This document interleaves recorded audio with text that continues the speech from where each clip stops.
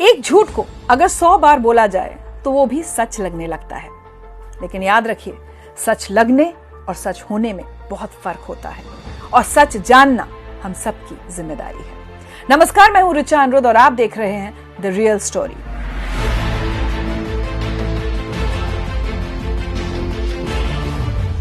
और आज हम जानेंगे कि देश में कैसे एक आधारहीन मुद्दे को खड़ा किया जाता है। उस पर इकोसिस्टम के सारे पुर्जे, जिसमें विदेशी मीडिया, विदेशों में बैठी अलग अलग मुद्दों पर रैंकिंग करने वाली संस्थाएं, सोशल मीडिया में इन्फ्लुएंसर्स का एक तबका और देश की मीडिया के चंद लोग शामिल हैं।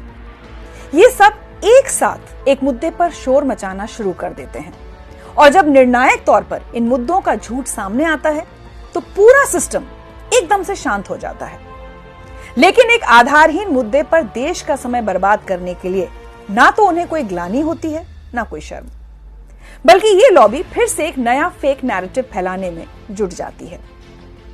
इस तरह के कई उदाहरण हैं, जिसमें पहले तो झूठे मुद्दों को काफी तूल दिया गया और जब बाद में सच्चाई सामने आई तो उसे ठंडे बस्ते में डाल दिया गया। पहला उदाहरण, बीबीसी और उसकी कर चोरी का समर्थन। बीबीसी का मुद्दा याद है आपको? ये विशेष इकोसिस्टम अपने एजेंडे में इतना नीचे गिर गया था कि उन्होंने एक विदेशी संगठन द्वारा की गई आयकर चोरी को भी अनदेखा कर दिया। जब बीबीसी के कार्यालय में इनकम टैक्स द्वारा कर चोरी के संदर्भ में सर्वे किया जा रहा था तो इस इकोसिस्टम के लोगों ने इसका भी विरोध किया। इस कार्रवाई को अभिव्यक्ति की स्वतंत्रता के खिलाफ बताया गया।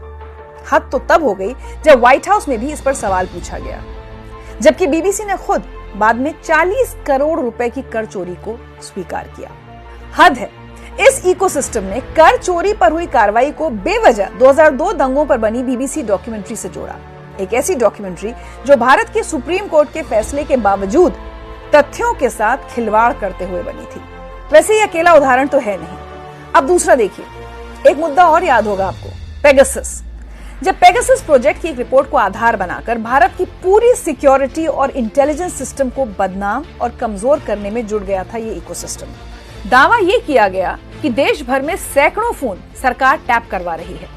जब सुप्रीम कोर्ट की कमेटी ने कहा कि हम एक पारदर्शी इन्वेस्टिगेशन करेंगे, आप हमें अपने फोन दीजिए, तो कुल मिलाकर सिर्फ 29 लोग अपना फोन लेकर पहुंचे और उनमें से एक में भी पेगासस नहीं निकला।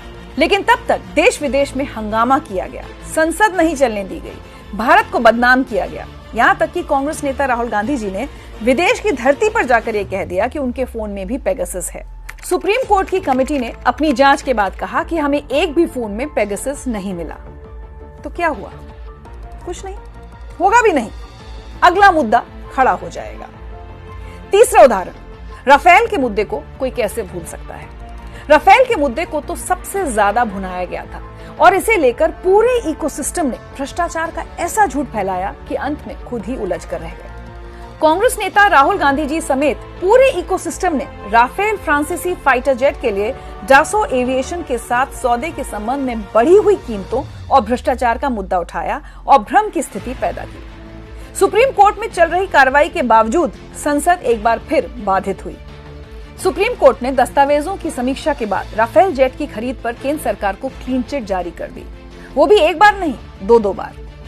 इस मामले में तो इतना झूठ फैलाया गया कि सुप्रीम कोर्ट तक को नहीं बख्शा गया और अंत में राहुल गांधी जी को सुप्रीम कोर्ट से बेशर्त लिखित माफी मांगनी पड़ी। इस मामले का सबसे शर्मनाक पहलू यह है कि झूठ को फैलाने में सबसे अहम भूमिका निभाई दक्षिण भारत के एक अखबार समूह ने। अब सवाल ये उठता है कि ये मामला पूरी तरह साफ होने के बाद भी झूठ की स्याही कम कैसे नहीं हुई? चौथा उदाहरण, महंगाई पर फेक नैरेटिव।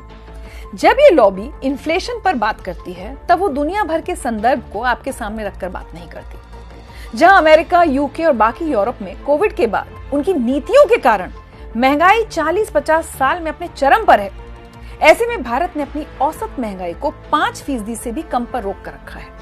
तो उसकी सराहना के बजाय उसे बढ़ा चढ़ाकर हंगामा किया जा रहा है। आपको याद ही होगा, अभी कुछ ही महीनों पहले संसद के परिसर में जमकर इन्फ्लेशन को लेकर विरोध प्रदर्शन किए जा रहे थे। कहा जा रहा था कि इससे ज्यादा इन्फ्लेशन कभी नहीं हुआ है। कुछ लोग तो ये तक कह रहे थे कि सरकार जानबूझकर इन्फ्लेशन को बढ़ा रही है और उसे नियंत्रित करने में असमर्थ है। शायद ये इकोसिस्टम नहीं चाहता कि हमें याद रहे कि 2009 से 2014 के बीच महंगाई की ये हालत थी कि इन्फ्लेशन डबल डिजिट में था और फूड इन्फ्लेशन तो 18% तक पहुंच गया था।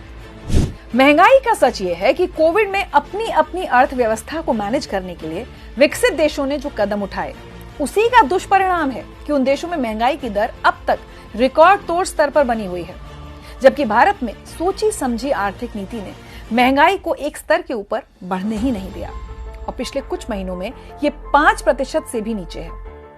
खैर, सच्चाई से इकोसिस्टम को कब फर्क पड़ा है। 5वां उदाहरण है, किसी तरह बेरोजगारी का भ्रम फैलाकर नौजवानों को भटकाया गया।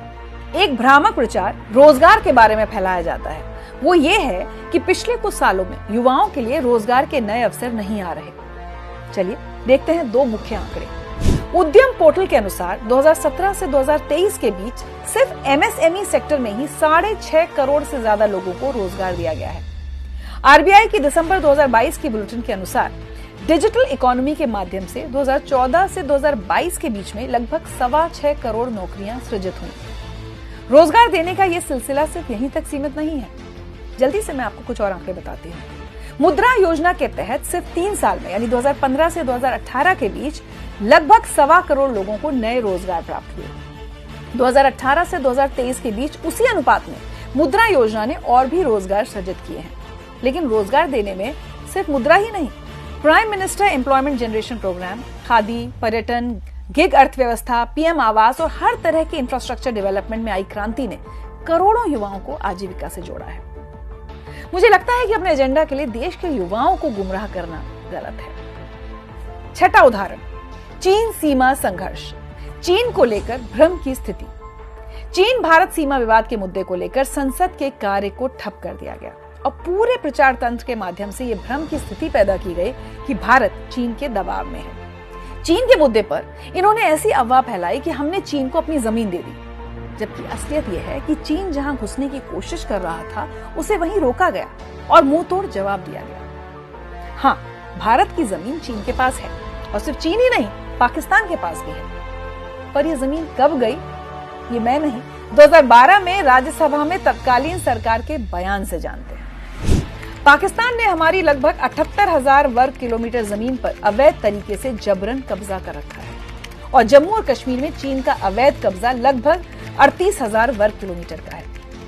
1963 के तथाकथित चीन पाकिस्तान सीमा समझौते के तहत पाकिस्तान ने अवैध रूप से 5,180 वर्ग किलोमीटर पाकिस्तान अधिकृत कश्मीर का हिस्सा चीन को गैर कानूनी रूप से सौंप दिया है।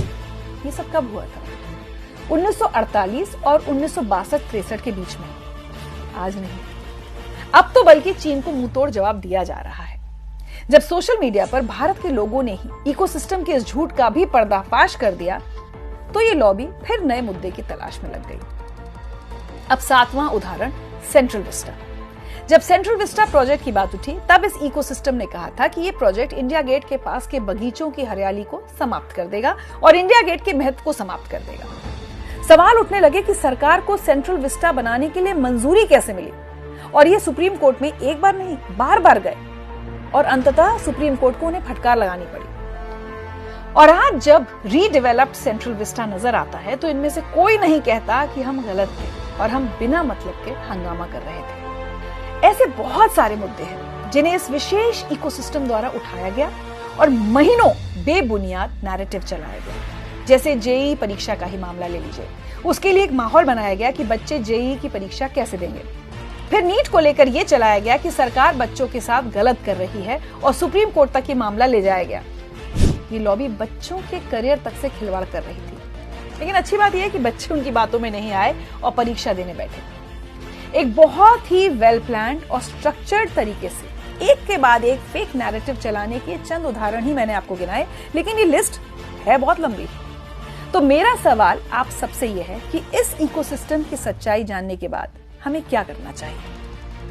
मुझे लगता है कि हमें सिर्फ इतना करना है कि अगली बार जब ये लॉबी ऐसा कोई मुद्दा उठाकर हंगामा करे तो हम तुरंत उनके झूठे नैरेटिव पर भरोसा करने के बजाय खुद सच जानने की कोशिश करें। समय आ गया है कि देश में झूठ फैलाने वालों की जवाबदेही और जिम्मेदारी तय की जाए। आप इस बारे में क्या राय रखते हैं, ये बताने के लिए आप हमें ईमेल कर सकते हैं। ऐसे ही एक और अहम मुद्दे की रियल स्टोरी लेकर जल्द ही आपसे वापस मिलूंगी। तब तक अपना ख्याल रखिए।